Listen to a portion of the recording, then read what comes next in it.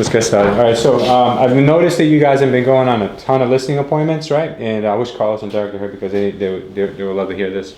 So I've seen you guys are definitely killing it with the listing appointments, and you're getting more and more as they come. But a lot of us are a little unprepared when we show up, right? We're so nervous, we still don't know what to say, we don't know how to approach situations. Like, we're always expecting it to go a certain way in our head, but it never goes the way we expected it, right? We're always kind of like running on the fly. So today I want to show you guys a couple of techniques that you can utilize for anybody, anywhere, in any situation. Not just like a person who says, yes, definitely I want to sell, or if it's another person who says, I'll sell if you get me a buyer. So how do you approach those two situations? There's really no difference in the either or. You still have to do the same things. So we're going to run a couple of scenarios today so you guys can see the difference. So the reason why I asked Jose to come up here, Jose, you can come a little closer. I want you to be in the camera. The reason why I came up here is because I want to show you guys how it feels and how it sounds when you come to a listing appointment and you run off the script that you already have in your head, right? As opposed to how you come to a listing appointment and you follow a few techniques that'll definitely get you more relatable, you know, maybe make you feel a little more welcome in the house, right? So the first one I'm going to use is you know, the technique where you walk into the house and you go straight to business. You know, you have your presentation ready and you're trying to get the listing. We'll see how that feels. It may not feel terrible, but you guys will see a difference if which one you might like more or which one you think is better for the situation. So first one, I'm showing up to the house with my preconceived message and my presentation. I show up and I just want to get the deal done, right? So, okay, you open up the door.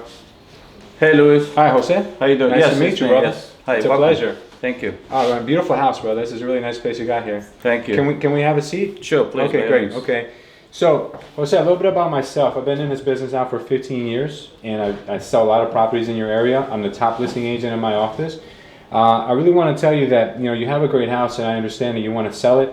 But can I show you the techniques that I utilize in order to sell homes for the most amount of money in the shortest amount of time? Sure. Okay, great. So let's look at my presentation. First thing I do is this. Second thing I do is that. Third thing I do is this. This is how many people I've helped. This is where I rank amongst all real estate agents in New Jersey. I understand that your house is you know, very unique, and I believe I can sell it within 60 days if we market it with my marketing plan, which is outlined right here. Okay? Yes. Now, do you feel comfortable giving me the opportunity to sell your home? Yes. Okay. All right. So that's one technique, right? You come in, straight to the point, in and out, right? Okay. So let's try another technique.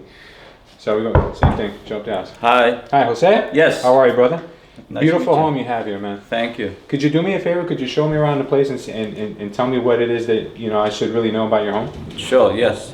We moved into this house when my kids were very little. We have a lot of memories here, so take in consideration the fact that this is not just a house, it's a place that we call home. Mm-hmm. It's very dear to us, and so take into consideration all of that. We have remodeled the kitchen over the years. My wife loves it. Mm-hmm. And over the years, we have also made additions in the back to create a space for, we entertain a lot of people. Awesome. And so those are the things we have done since we purchased the house. You mentioned you have children. Are they still in the house with you? No, they already left in college right now. Oh, they're in college. Where are they attending? One is in Virginia and the other one is in Alaska. One of the reasons why we want to move. It's because you have no money left. You have to pay for college. That's why. No, I'm joking. I know. I have two girls too, and you know what? By the time they're in college, hopefully, you know, I'm to the point in my life where I can just maybe, you know, afford it with just some of my investments. They can be assigned to their college funds.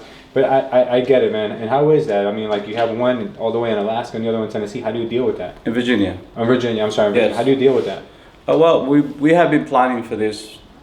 Again, before, when they were little, we started projecting college education and things like that. So it's just part of the process that we, as a family, we engaged on. Do you still all get together during the holidays? Yes, that's the reason. Yes, that's our big event is the holidays. Yeah. Are they all on board with selling the house? Is everyone in agreement? That's a good point. In the yes, but yeah, we understand that now we don't need as much space as before.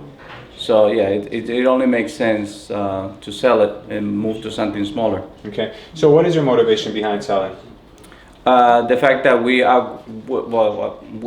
not that we outgrew this house, but it served the purpose, raising our children. Now we're ready to settle to something smaller. That's the motivation for it. Okay. It's too much house for us. So you want to downsize into something We want to smaller? downsize into something smaller. Are your concerns money, time, anything else outside of downsizing? Well, obviously, money is a big concern. That's the reason why we're selling. But also time. We want to be out of here within 6 months. That's why we entertain the possibility of you coming to show us your presentation and what we can do together to help sell this house. So our time frame is within 6 months. Okay. And price, of course. Now the market has picked up again, so we believe we could get the money that we're looking for. Absolutely. Well, Jose, all your concerns are valid concerns. Obviously, I deal with these on an ongoing basis with all my clients. If I can show you how I can get your house sold within a 60 to 90 day time frame and for the most amount of money, is that something you'd be interested in? Yes. Absolutely. Great. So let's take a look at my presentation. Yes. Presentation started, ended, right? Okay, so now that I've addressed all your needs, Jose, is there any reason why we can't get started on working on your listing next week? Well, as a matter of fact, we had scheduled another appointment with another company that, just like you, they're leaders in this market. So we were considered allowing them to show us their presentation as well. Absolutely. So I ask you, why shouldn't I go with them and see the presentation as well? Sure. You seem like a nice guy, leader. So I appreciate that, Jose. Jose, I think the reason why people make decisions is because they feel that there's quality and there's value behind any decision. Now, I asked you, did I meet all your expectations today, or is there anything that you think I would need to improve on, or have I met all your expectations? No, truly. I just, again, my only concern is that if we sign this agreement today, my concern is it's going to be, you did mention that you're going to do an open house twice a month. Sure.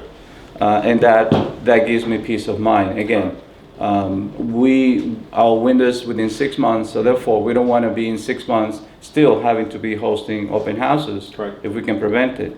So that's the only thing I ask you as a listing agent, to understand that as we give you the vote of confidence to list our home, that you will make it a complete transaction. We don't want to go through the process. So that's the only concern that I have. Correct. And I ask you, in all honesty, please don't just take our listing, but instead do everything you say you were going to do. Absolutely. Well, I'll say I won't only show you that I do everything that I say I do. I can provide you with a ton of referrals from previous clients that I've represented, but I will also give you an unconditional release at any time during the transaction. That means that if you think that whatever I'm saying today isn't fulfilled within the next few weeks, you can let me go with no questions asked, and you can give that other listing agent an opportunity. You lose nothing by putting your trust in me, and I do nothing but lose if I don't live up to your expectations, because I do have to market your property, I do have to showcase it, and I do have to spend time here, which is valuable to me just like it is to you. Yes. So just like you mentioned, time is a big factor. We can't get that back. In life, we can lose money, we can make bad decisions, bad investments, but we can never get our time back. So I value my time as yours, so I think that if you give us the opportunity, there's no reason for you to confuse yourself with more listing presentations later on. Why don't we just make this deal happen today? Sure. Awesome. Thank you, Jose. Appreciate it.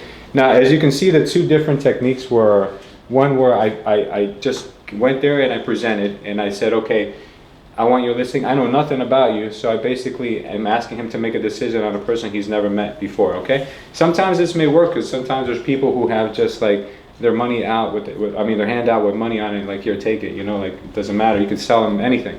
But then there's people who you have to work on. So the people you have to work on, you have to remember that decisions are made in processes. So you can't just jump to the point where I need you to make a decision right now, but you don't know me. You have no idea who the hell I could be. So we're gonna go today through this 6-step listing presentation, right? And I think it's gonna help you guys remember that even if you're not prepared to deal with the person you thought you had on the phone, or if you got sent down on basically like a blind date with the seller, you're gonna be able to kind of like navigate through any type of personality. So I'm going to hand out this handout. So you can break this down to 6 steps, right? This is not something that I was ever schooled on, not something that I was ever taught. This is just something that I've picked up on through countless encounters with people, not just on listing appointments, on prospecting calls, on pitching ideas, on basically just trying to get someone to agree with you, right? So there's there's a couple of things you got to remember to do, right? And these things can interchangeably change names. Like building rapport can be just another word for like getting to know someone, right? All right, so let's go ahead and start with number one. Number one, building a rapport, right? Like I mentioned, you want to have that person trust you. And I'm going to get into the reasons why later. You want to have that person trust you. So the first thing you do in a house is you forget about business. You're not there as a salesperson. You're there as somebody who was invited over to the home, or somebody that you have on the phone for the first time that you just want to get to know. You just want to understand them, and you want to know what makes them tick. So once they do that, they're giving you all their cards. They're showing you what they're playing with. Then you got to remember to use your memory, right? Because some people, you say hello to them, they give you their name. 2 seconds later, you forgot their name, right? You have to remember, going into a house, you've got to remember everything. Remember their name, remember their kids' names, remember their favorite vacation spots, remember what they love doing as a hobby. This is the biggest challenge. Because we're going into a house and you're nervous, or you're on the phone and you're nervous, you're only thinking about the thing you want to say next. You're not present in that moment. You have to kind of calm down, relax, and even just keep notes if you want. Get a little notebook. If you're bad with memory, keep a little notebook, and as they're talking, take down notes. And if they ask you what they're doing, they say, listen, I have a terrible memory, but I love the information you're giving me, and I really want to remember everything that you're saying. So, I mean, there's no shame in that. So whatever it is that you have to do, do it.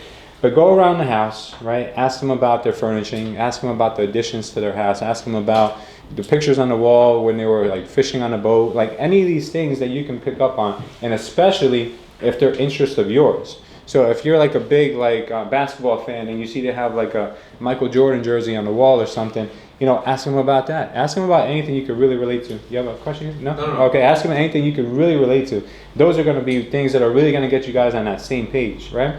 Find out about their hobbies, about their family, about their kids, right? This is step number one. Really important stuff, right? Now let's move on to step number two. Everybody knows how to build rapport, right? So we do it all the time. We do it at dinner parties. We do it in the office when we meet somebody new. We do it all the time. There should be no difference to when you're meeting somebody for a business purpose, right? Next step would be ask the questions and then assess, right? So if you're walking around, ask questions. What's your motivation? Why are you selling this home? Such a beautiful home. I would never consider selling this, but why are you? How soon do you want to sell your home? That's another question that people forget to ask. They just think that, everybody wants to sell their house tomorrow. Maybe some people say, you know what, I want to sell this house in spring. So you got to ask these questions. Have you ever tried before, and what was the experience like? Some people have tried. Just because you didn't see it on the MLS doesn't mean they didn't try it for sale by owner, 6 months ago or a year ago. So ask these questions, and then you can assess, what their motives are, what they expect, what things they've gotten before as feedback. So these are really important questions for you to ask, right? Number 3 then says, tell your story, right? So your story has to relate with their story, right? If they're telling you about, yes, I tried selling this house and we had nothing but bad luck because the agent never did an open house, and it was just a bad experience, and we're not really happy with that. And then you come back and you tell your story, but you tell your story not in kind of like a robotic, scripted way. You want to say it in a way where you're energetic and passionate about it. And then you tell them that exactly what that agent's weakness is how you differ. So for instance, they never did open houses before. You tell them about your 12-step technique to do a successful open house. You tell them how you had 20,000 views on an open house ad, how you had over 100 people, RSVP for like a huge open house you did. Anything you can touch on that would give them like, wow, kind of like that's awesome, like that's kind of like what we're looking for. Talk about that, but just tell them just enough where you're not revealing your secrets. So for instance, if somebody said I had nothing but bad experiences because my agent never did an open house, you could tell them, wow, that's unfortunate, but that's actually our strength. We've had actually over 20,000 people see our open house advertisements, and that's where a lot of agents fall short because they don't understand what I do. But you don't say what you do, you just say what I do differently. So they're going to be like, wow, what do you do differently, right? Like, damn, what this guy got? Like, he's got maybe he's advertising on Fox News or something. Like, what is he doing? Like, they don't know. So you want to be relevant to them, relatable story, passionate, but don't reveal all your cards. Then number 4 says, reiterate all their needs and issues, right? So if you've given them already your listing presentation, that's when your listing presentation could have been inserted if it's appropriate. If that person is more of a person who just wants to know you and talk and have a face-to-face conversation rather than you walking through a listening presentation. You don't have to always give that listening presentation, right? Sometimes it could be used as not as a last resort, but as another tool in your arsenal. So if that person is more of a person who is not analytical, doesn't want to see slides, doesn't want to see you flip through a book and just wants to know you more and more, then just go with that, all right? Don't try to force that listening presentation in on everybody. Some people do want to see it. Some people say, do you have anything for me? Yes, I do. Thank you for asking. Here's my listening presentation. Would you mind me spending a few minutes on it? Spend the most time on the pages that are relevant to them. Skim through the ones that aren't, because you will bore the hell out of people, right? And if you bore them, you lost them. So this is why I say it's not necessary to always pull out that listening presentation. You got to play to your audience. You do, definitely. So once you've given your presentation, whether it's a listening presentation or your story or a nice, beautiful conversation you've had with them, reiterate all their needs and issues, right? So you're going to address their concerns. Like I did with Jose. Jose, I understand it's you need to get out of here by a certain amount of time because you want to be in a certain place by a certain date. And I can guarantee you that if we market this property correctly, we can have an offer within 30, 60 to 90 days, whatever it is. And I promise you that I will not let you down when it comes to open houses, because I am the open house king. I do open houses for a living. I sleep, breathe, and drink open houses. Like, this is my thing, right? So you want to make sure that you've addressed every concern that they've already given you, because what you're doing is you're covering every base for them to say no. If you've already taken every angle out, they can't say no, because I've asked him for all his concerns. I said, Jose, what are all your concerns? Any other concerns? Questions, ask them this stuff, because then they have no leg to stand on if they don't want to work with you. But by the time you're done with your meeting, they should want to work with you. It shouldn't be a matter of, hey, I've cornered you in, now you're mine. It should be more like, wow, this guy was really thorough. I would really like to work with someone like this, right? There's no need for anyone else. So reiterate all their needs and issues and address them all. Now, once you've done that, you explain to them how you will meet all their needs, right? Again, reiterating for the very last time, you're encapsulating the following: time, money, and specific concerns. Just like we reiterated the concerns previously, that's when these kind of go hand in hand, and you say, okay, these are your concerns, and this is how I will alleviate all your concerns. So number 5 goes hand in hand with number 4. And then don't skip this part, because it's the most important part. Don't forget to close. Some people stop at number 5, right? And they just kind of say, okay, I'm so shy to close. Now blow me off, so the pressure could be relieved from this room, right? No, you have them right there. You have them on the ropes. All you have to do at that point is close. 3 simple closes. Let's get the paperwork out of the way. That's very simple stuff. How soon can we start showing the house? That's another close. Do you have any other questions? Jose, no? You don't have any questions? Okay, let's sign here, right? These are easy closes. If he comes out and says other things like, hey, we were meeting with another agent, and I would tell him, listen, do you really have time for all that? I've addressed all your needs. I've addressed all your concerns. I think I'm your guy. I'm also qualifying you as you're qualifying me, and I think I would love to work with a person like you. Do you feel the same way about me? You're kind of like putting them in that position, that hot seat. No one wants to say, damn, I don't like you. So I think at that point it would be very, very wise for you to pull out every tool in your arsenal when you're ready to close.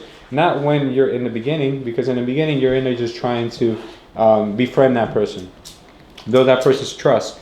But if you feel like this can be done in one day, then close. If the person's totally standoffish, something went wrong along the way. You didn't build that rapport. You guys didn't find common ground. You may not be able to close that person. The most you could do that day might be set up a second appointment, and that second appointment may require more ammunition, more things that can help you get this person on your side, right? More proof, maybe more presentations, more anything, but just something that will definitely get you the listing later on, right?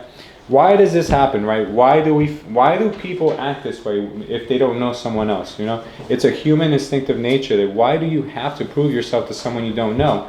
And the reason why is because it's a neurological thing that when people don't know you, they think with their crocodilian brain. Have you guys ever heard the croc brain? Have you guys heard that term? No. It's the oldest part of your brain that first developed to keep you alive, right? So if you saw like a danger present, like an animal or something that could cause you harm, you either flight or fight, right? So you guys have heard that before. So either you're ready to fight someone or you're ready to get the hell out of there. That's the first thing that people think of. That's the first part of the person's brain when you first meet someone. They want to really quick find out whether it's a danger or not, right? First thing. Then that's called the original brain. If you flip over the sheet, you're going to see that that triggers what we call the fight or flight. Then after the fight or flight comes into plays its part, then you have what's called the midbrain. The midbrain was an evolution of the brain. This is where we found out, okay, well, maybe let me assess this danger. Is it really a danger? Is it something I should be worried about? How can I address this danger? So that's called the midbrain. This is where people start doing their assessments, right? Then finally we have the most highly evolved portion of the brain, which is the neocortex. This is the problem-solving brain. This is where you use reason and logic, okay? So when you're presenting, you're using your neural cortex because you're presenting statistics, you're presenting logic, reason, all these things. But the person in front of you is not receiving that information with their neocortex. They're receiving it with their crocodilian brain. So they're trying to figure out whether they like you or not, and you're trying to close. So you guys are here, and the other person's here, and you guys are not seeing it eye to eye. You're not on the same page. So why I say that you should definitely go through these steps is because you want to address your crocodilian brain first, right? Make sure that they understand that you're not a threat and you're not going to hurt them. And then they start to assess you. And once they assess you, you want to make sure that they know that you're not going to be there as something that's going to be a danger later on down the road. And once they've addressed that concern, now you guys can start talking about the same thing. You can start talking logic to logic, reason to reason, but you can't start with something that they're not ready for. So that's why I think that you guys need to understand that people think in steps, and they don't perceive everyone the same way you perceive them or you perceive yourself, because they don't know you. It's just human nature to be this way. Now, the part of the brain where you don't want to end up in is the amygdala. Who knows what the amygdala is? That's a word of the day for you. Len, that's your word of the day. This is the part of the brain that Harry is probably really familiar with because he's always spoken about this.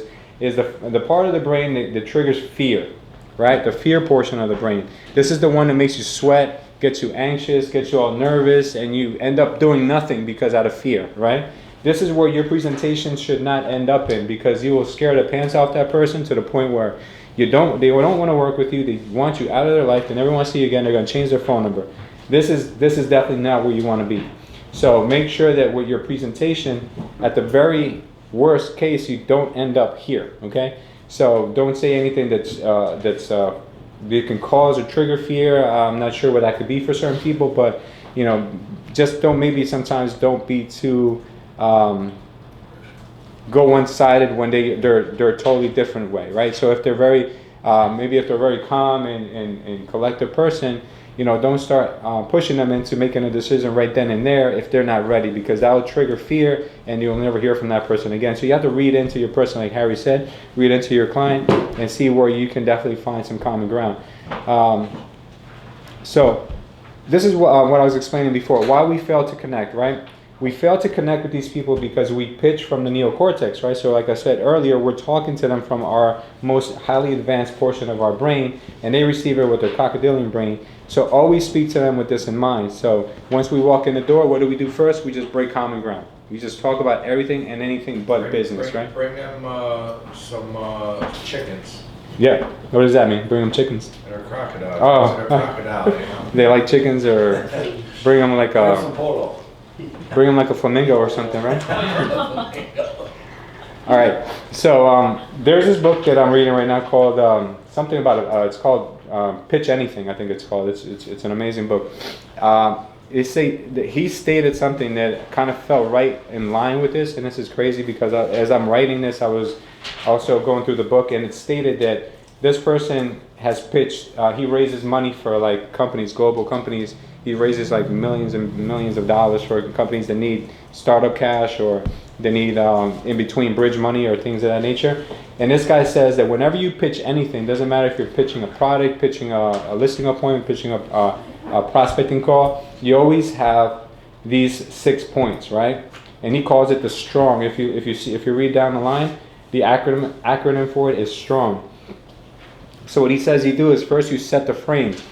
So when you set the frame, you kind of like are building that rapport, building that friendship, that trust with the person, right? If you have to be more to the, if you have to cut more to the chase and you can't have time to build that rapport, then you have to set a different frame, which is basically like your elevator pitch. During that elevator pitch that you're setting a frame, you have to kind of address what you're talking about, what you want. So for instance, we don't have that much time to build rapport when we're making prospecting calls.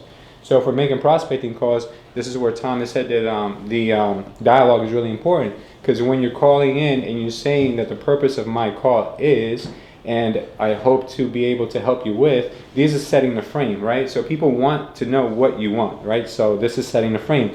Then you have to tell your story, right? You tell your story to this person who's you're pitching up anything to, and you then where you see the next one, it says R, is you tell your story, but you reveal a little bit of intrigue. So you tell your story, but you don't tell the missing formula. You don't give them that missing part that will get them what they want. So if you are calling them because they are losing their house, and you're calling and saying that, hey, I've dealt with thousands of people like yourself, and I always get the job done. I have a great rapport with these banks, and I have a winning formula on how I can get it done for you.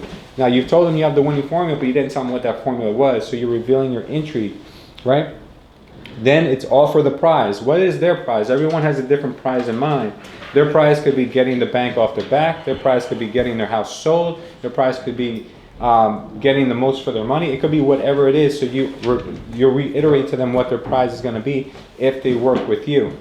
Then you nail the hook point. So by nailing the hook point, it's kind of like what we spoke about on the other side of the page, where I express how you can meet all their needs. That's your hook point. And then you finally get the deal done, and that's closing. So the acronym to that is STRONG. So if you need a quick acronym to remember what you're supposed to do in any case, this one would really, really help you guys. People are not connecting with me, right? You guys ever feel that way? Like, damn, I can't get this person to relate to me or connect with me? It's because they perceived you as a danger or a threat throughout the whole conversation. Because you scared them, you haven't related to them, or you haven't been able to meet common ground. So I thought this was fascinating stuff, and I wanted to share it with you. Any questions on this stuff or comments? Tom, you seem like you want to put a couple words in. No, that's good. What do you think? Interesting way to lay it out. Out of your many, can you get Tom, Danny? Out of your many years of guiding others through the presentations, how true do you think this information is that people don't relate to each other? Pretty true, because the biggest thing with them with the croc thing is, I think there's a fear involved, and they're afraid that you're going to try to get them to do something that they're not ready to do. Mm-hmm. And I think that's the biggest part of the fear thing. This shark son of a gun's coming in here and he's going to get me to do something I don't want to do. Yeah, exactly.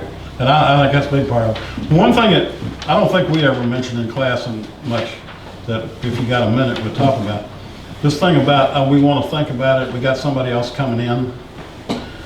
Here's a good piece of dialogue for that.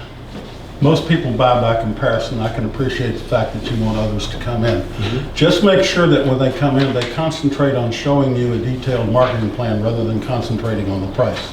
They can concentrate on the price and buy your listing, but what you want them to do is make sure they show you a detailed marketing plan of how they're going to sell their house. Absolutely. That's a good one. Yeah. That's kind of standard. People buy by comparison, and you want to compare, and I can appreciate the fact you want to compare. Mm-hmm.